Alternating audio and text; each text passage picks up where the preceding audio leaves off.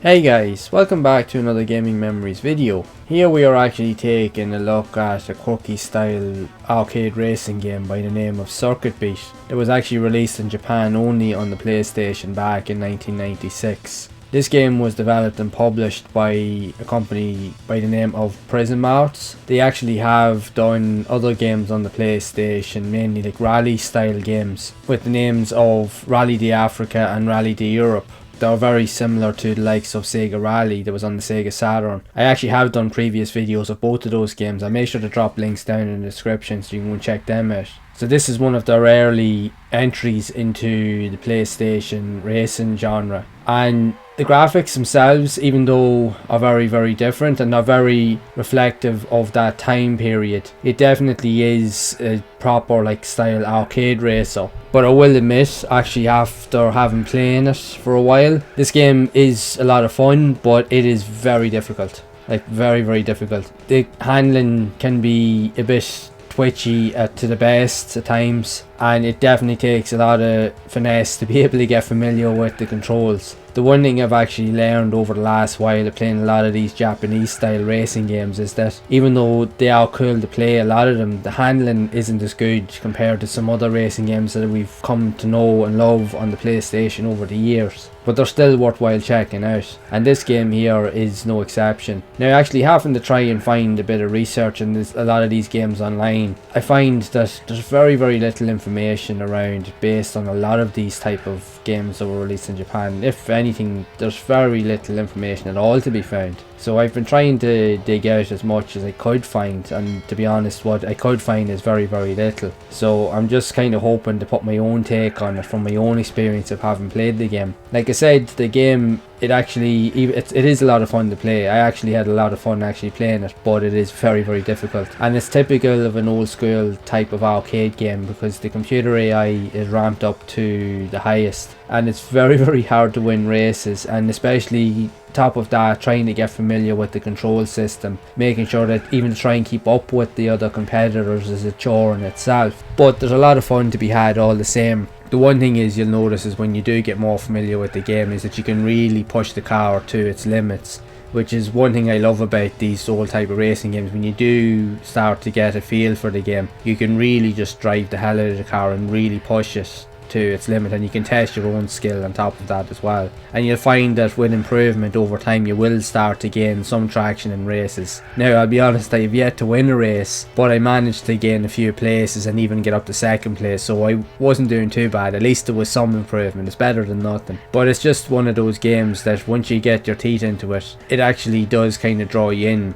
I like the graphical style of the game, even though it's very simplistic of its time period. It is like a genuine arcade racer of that time, very similar to the likes of, like said, Sega Rally, even Daytona USA, and the graphics are very simplistic, even a very basic version even of Ridge Racer. It's very similar to those style of games. The graphics are very bright. There's a lot of really good lighting. They're almost cartoony style, and it does suit the aesthetic of the game. Although compared to other games like I mentioned, this game would definitely be a lot more difficult to play. A lot of these games that have come out of Japan, the difficulty is definitely up there. They're definitely tough games to master, but they are worthwhile actually having a look into, especially if you're looking for something a little bit different.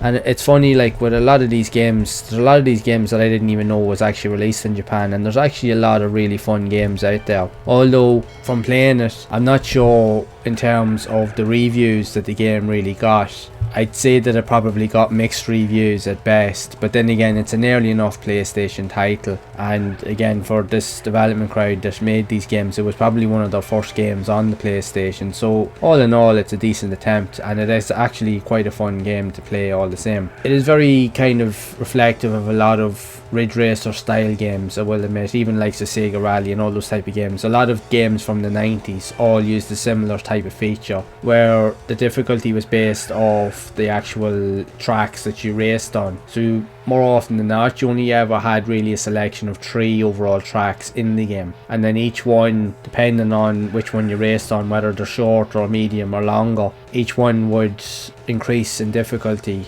and would actually get harder the more you played it. So this one here was exactly the same as that. You would start off like with a relatively short track, and then you go on to a medium based track, and then as you can see here, you're on a really long track with a load of bends and twists and curves, and it definitely takes a lot more skill to get used to the feel of the car on top of that, and getting used to the track layouts and so forth. But it's again, it's just one of those games that you just have to put a bit of time into. Now I know a lot of people out there probably won't have a lot of patience for something like this, because again, it is old school, and a lot of these games don't allow for really many mistakes, and they're very, very, how would you put it, strict on how they actually play, because there really is no room for error. And even when you really push yourself and try to increase your skill limit, it's still very, very difficult to be able to really master these type of games, because again, the computer nearly always wins out all the time. But if you can put aside those little niggles and you really wanted to play something that's a little bit different and even more old school and mainstream of the likes of proper arcade style racing, this is definitely one I think that is worth checking out. Although it's no Ridge Racer beater, I will admit that. But if you like something that's quirky and fun, that has really nice simple style graphics, which I actually love, I love these type of graphics in games, then it definitely is worth checking out.